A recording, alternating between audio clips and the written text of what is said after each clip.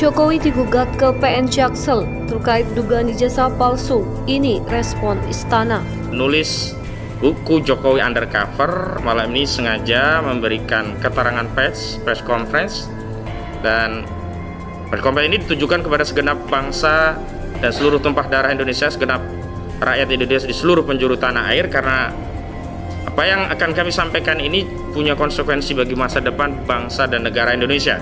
Dan yang paling penting adalah kami ingin menyampaikan apa sih yang menjadi poin-poin gugatan yang 2 hari ini ramai diperbincangkan di sosial media, bahwa memang benar kami sudah mengajukan gugatan di Pengadilan Negeri Jakarta Pusat, gugatan perbuatan melawan hukum. Ada 4 pihak yang kami gugat. Yang pertama Presiden Joko Widodo, yang kedua Komisi Pemilihan Umum, yang ketiga ada MPR RI, dan yang keempat ada Mendikbudristek atau dulu Menteri Pendidikan dan Kebudayaan. Sehingga ketika menggunakan ijazah palsu dalam proses kontestasi pemilihan presiden dan wakil presiden di tahun 2019, maka itu terkategori perbuatan melawan hukum. Dan KPU juga melakukan perbuatan melawan hukum karena apa? Karena lalai meloloskan verifikasi terhadap dokumen yang semestinya tidak lolos, semestinya batal, karena syarat-syarat untuk menjadi calon presiden sebagaimana diterbitkan oleh tergugat 2, yakni KPU di dalam per KPU tadi ya, itu adalah syarat-syarat yang sifatnya kumulatif, bukan alternatif. Artinya kalau satu syarat saja tidak terpenuhi, batal atau tidak layak seorang presiden itu menjabati atau menduduki jabatannya. Sehingga bisa kita kualifikasi jika seorang presiden kurang syarat, kita bisa kualifikasi sebagai presiden tidak sah, ilegal, dan inkonstitusional. Bukan ijazahmu apa, bukan adu ijazah sekarang ini, bukan. Adu keterampilan, adu skill, adu kompetensi. Inilah sekarang yang hampir semua negara mengasah skill, mengasah keterampilan, kejuruan diangkat. Tapi kadang-kadang di negara kita, misalnya di negara kita, ini banyak yang nggak sambung. Dan ini saya kira menjadi ramai ya. Komentar awal dari istana itu mengatakan ya, kalau gugatannya tidak disertai dengan bukti itu berarti mengada-ada. Nah, kalau disertai dengan bukti dan bukti itu kuat, beranikah istana menghadapi gugatan ini di pengadilan untuk melakukan pembuktian bersama? Ini juga perlu pemirsa disampaikan. Ternyata waktu jadi wali kota itu Jokowi pakai gelar itu Dr. Andes. Lalu tiba-tiba sekarang jadi presiden kok insinyur.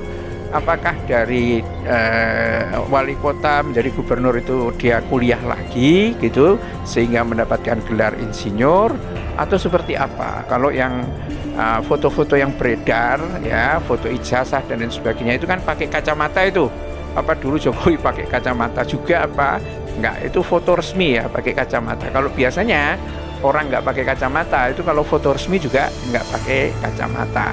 Akhirnya diajukan, cukup berani juga ini Bambang Tri sama Ahmad Khosinuddin, ada Egy Sujana dan sebagainya, mendaftarkan gugatan ke Pengadilan Negeri Jakarta Selatan. Saya kira ini adalah satu terobosan yang sangat menarik, dan tinggal buktikan saja mana yang memberikan bukti yang kuat itu, apakah penggugat atau tidak ya.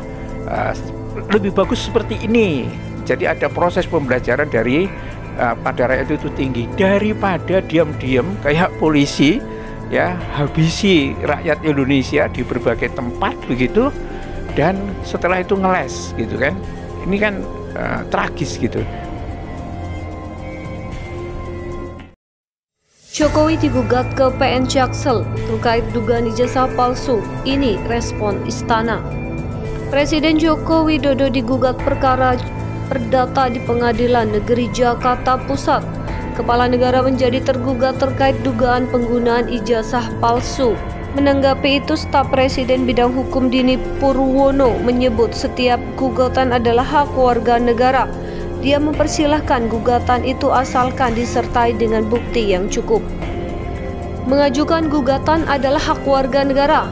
kalau memang merasa memiliki bukti yang cukup sebagai dasar gugatan. Silakan nanti disampaikan dalam proses di pengadilan, ujar Dini kepada wartawan. Namun, apabila penggugat tidak berhasil menyampaikan bukti-bukti yang nyata, maka gugatan itu adalah mengada-ngada karena tidak berhasil membuktikan apa yang dituduhkan. Dan apabila itu terjadi, jelas hanya akan menampar muka penggugat sendiri.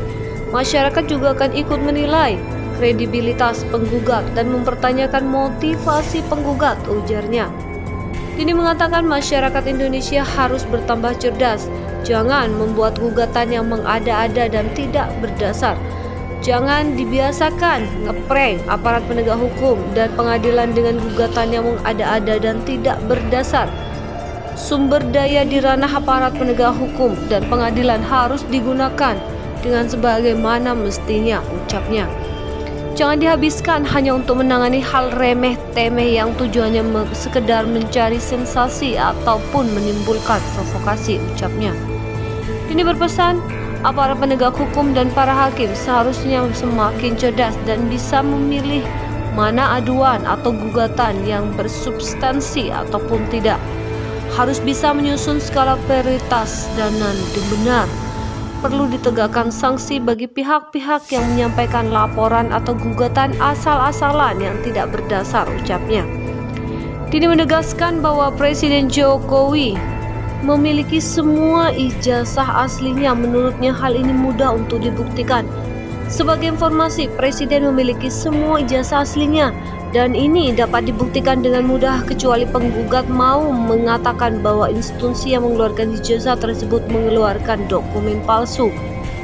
Kalau terkait hal ini kami serahkan kepada institusi yang bersangkutan melalui klarifikasi, jelas Dini.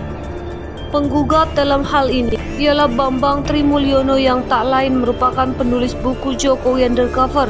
Selain Jokowi, pihak yang ikut digugat adalah Komisi Pemilihan Umum atau KPU sebagai tergugat kedua, MPR RI serta Kementerian Pendidikan dan Kebudayaan, Riset dan Teknologi. Gugatan itu terregister dengan nomor perkara 592-PDT-G-2022 di PN Jakarta, PST tanggal 3 Oktober 2022. Klasifikasi perkaranya perbuatan melawan hukum. Hal ini dilihat dari sistem informasi penelusuran perkara PN Jakpus yang diunggah pada Senin tanggal 3.